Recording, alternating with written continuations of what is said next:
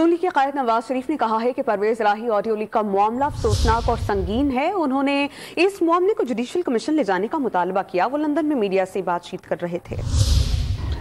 इसमें कोई शक नहीं है कि संभलने का नाम नहीं लेता।